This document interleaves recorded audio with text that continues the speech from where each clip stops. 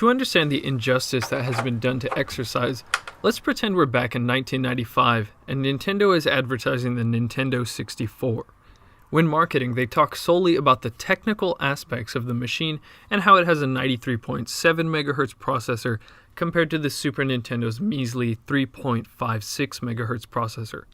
The N64 flops, and the entire marketing team is fired since they failed to promote any relevant information, like the actual nature of the new games, or even that an entire D was added, making the games 3D instead of 2D. Of course, in reality, the Nintendo 64 did quite well. This hypothetical marketing strategy is just a parallel to the poor marketing strategy for exercise.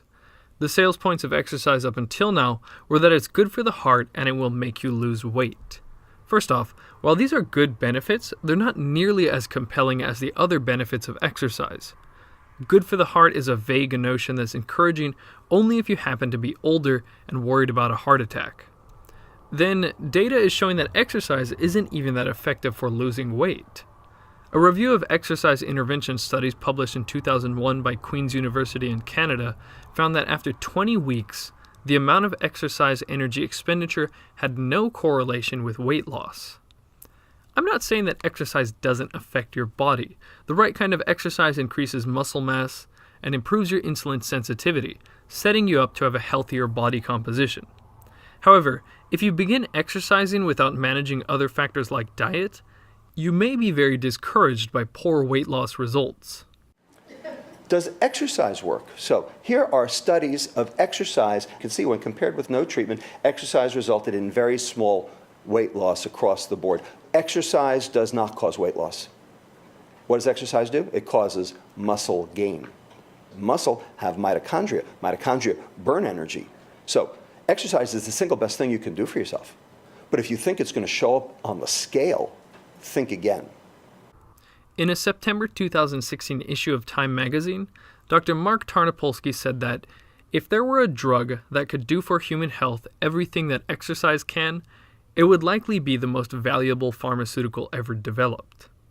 To understand what makes exercise so great, we need to understand how it affects the brain. First off, what is the brain for?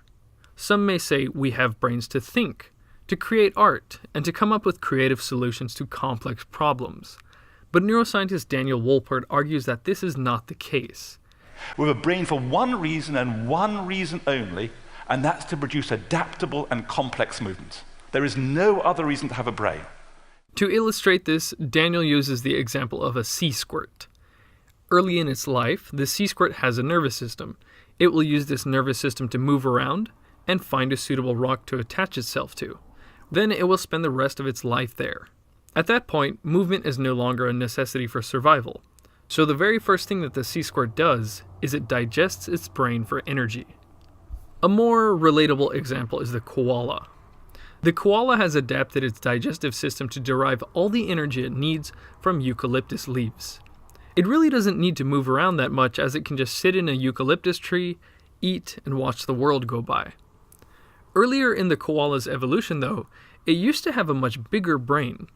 However, once its diet became less diverse and required less movement to survive, its brain shrunk. Less movement meant less brain was necessary. From an evolutionary perspective, it's the same as not wasting your money on a $4,000 laptop if all you need to do is run some simple software like your web browser and email client. What research on exercise is suggesting, and a better understanding of neurochemical mechanisms is proving, is that there is a very powerful connection between the brain and movement. A big brain is necessary to facilitate complex movements, and executing such movements and getting your heart rate up bolsters your brain power. Exercise has been shown to help people learn much more efficiently, better deal with stress, and drastically reduce anxiety. It improves mood to the point of lifting people out of depression, and it strengthens focus to the point that some ADHD patients elect to throw out their prescriptions. And that's not even the full list. The California Department of Education has consistently shown that students with higher fitness scores have higher test scores. Former President Ma of Taiwan increased the occurrence of physical education in schools nationwide from twice a week to 3 times a week for this reason. The Minister of Education, Science and Technology in South Korea extended the school day by 1 hour to add more time for PE and sports. This decision was made after reading Dr. John Ratey's book Spark, which is all about the brain benefits of exercising. The reason the Taiwanese and South Korean school systems don't just have students study for another hour is because exercise actually primes the brain to learn faster. A 2007 study showed that subjects who did high-intensity exercise beforehand could learn vocabulary words 20% faster than those who remained sedentary. The key to this phenomenon is a protein called brain-derived neurotrophic factor, or BDNF for short. In order to learn something, the brain actually needs to grow and modify its cellular infrastructure to allow neurons to fire more easily. Researchers found that if they sprinkled BDNF onto neurons in a petri dish, the cells automatically sprouted new branches, producing the same structural growth required for learning. This impressive result had John Ratey nickname BDNF the miracle grow for the brain. BDNF improves the function of neurons, encourages their growth, and strengthens and protects them against the natural process of cell death. BDNF is a crucial biological link between thought, emotions, and movement. A 2013 study in the Journal of Sports Science and Medicine showed that just 20 to 40 minutes of aerobic exercise increased BDNF in the blood by 32%. Rather than stocking up on coffee before you sit down to study, you might want to try jogging around the block instead. One way to understand why exercise would trigger your brain to initiate learning mode like this is to think of your body as the world's most intricate if-then system. Your body has triggers for almost every physiological process. For example, if cold, then shiver. If hot, then sweat. Most of your body's physiological expressions can't be induced just by force of will. Certain triggers must be present. Alexa, increase my testosterone by 50%. I'm sorry, Dave. I'm afraid I can't do that. By understanding which physiological triggers influence which physiological expressions, we can start getting our brains to do what we want. The reason exercise is a key trigger for all kinds of positive effects in the brain, particularly learning, is because movement signals to the brain that something important is happening. Maybe not in modern times, but originally, when we were moving, it was for the sake of survival. You move to escape a predator, to forage for food, to hunt, etc. While moving, it's in your best interest to learn the lay of the land so you don't get lost and can locate forageable food again. You had better remember how an attacking animal moves and what path was most efficient to escape so you can prevent yourself from becoming a carcass next time. When you're loafing around, you're not convincing your brain that learning is necessary. From your brain's perspective, being sedentary means you're safe, nothing important is happening, and it's time to rest. When you think of Arnold Schwarzenegger, you might not associate him with intelligence. You might say he talks funny and that his success only comes from him being a novelty when muscle-bound guys were rare. However, no matter how much attention your arms get you, you'll need a lot of motivation, learning capacity, and focus to become a bodybuilder, businessman, actor, investor, and politician. By the way, it wasn't his physique that made him rich. He became a millionaire through real estate even before he began acting. Oh, and all this while he was speaking in his second language. There's a good chance that Arnold can thank his fitness for such an impressive display of focus and motivation. We owe our motivations and entire will to live to the brain's reward center. With almost any activity we choose to do, we do it because we expect some sort of reward. We strive for success in life because we expect the reward of fulfillment. We eat candy for the rewarding taste. And we do taxes for the reward of not getting audited by the IRS. Without reward, our brains don't have much reason to do anything. An anti-obesity drug called rimonabant was a tragic example of this. Rimonabant is an endocannabinoid antagonist. It's an anti-marijuana medicine, which also means it's an anti-munchies medicine. It gets you to stop eating by inhibiting the sense of reward from food, and unfortunately everything else. 20% of users experienced serious depression, and there were several suicides. Kill the reward system and you just might want to kill yourself. Dopamine is a key player in the reward system. Dopamine is all about motivation and attention, and is responsible for the feeling of satisfaction when we accomplish something. It makes you want to do things and reassures you that the thing was worth doing. So if your dopamine is not working properly, you can find it hard to get things done, because you're not getting enough fulfillment to justify doing them. One of the ways the ADHD drug Adderall works is by mimicking the action of dopamine in the reward center of the brain. Adderall users can get so focused on mundane tasks and blast through their to-do lists because everything becomes interesting. But you don't have to go to the pharmacy to get your reward center going. Studies show that exercise boosts motivation by increasing dopamine storage and triggering the creation of dopamine receptors in the reward center. Exercise won't have you staying up all night in a studying frenzy like Adderall, but it will give you more willpower and focus to do those little things that don't usually feel rewarding. Aside from its positive effects on dopamine, exercise also elevates levels of norepinephrine and serotonin. When these three neurotransmitters are in deficit, people become depressed.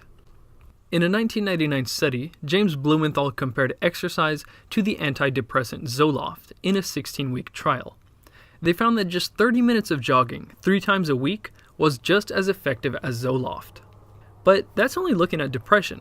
A 2006 study of over 19,000 Dutch twins and their families showed that exercisers were less depressed, less anxious, more socially outgoing, and less neurotic.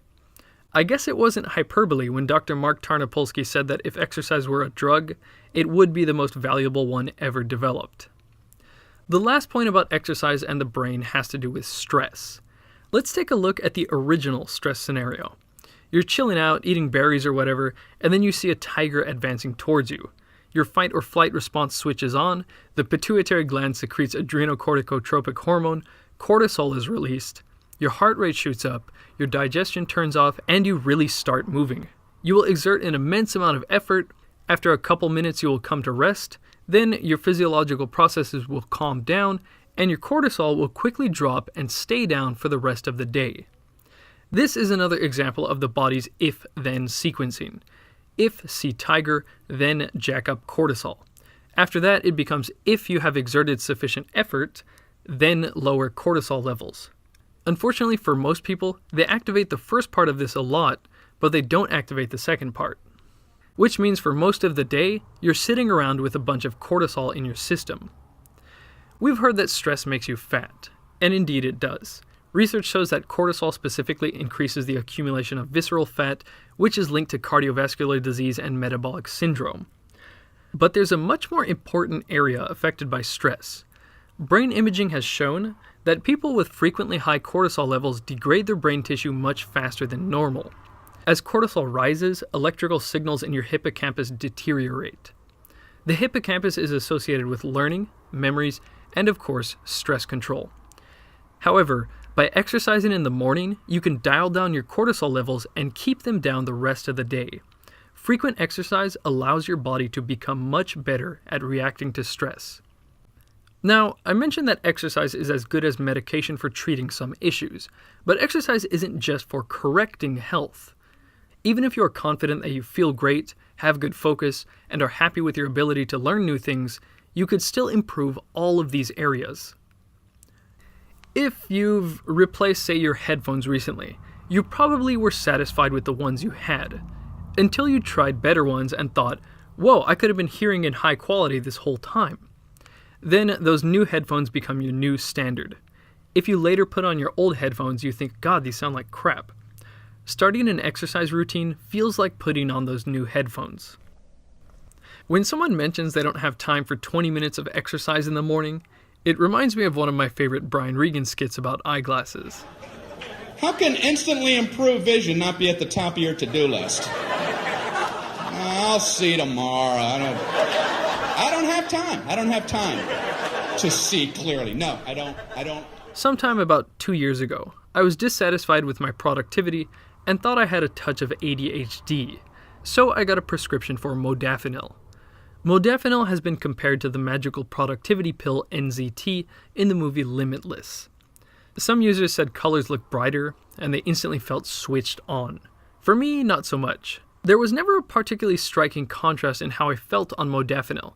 Just at some point during the day, I would look back and think, wow, I really got a lot done today.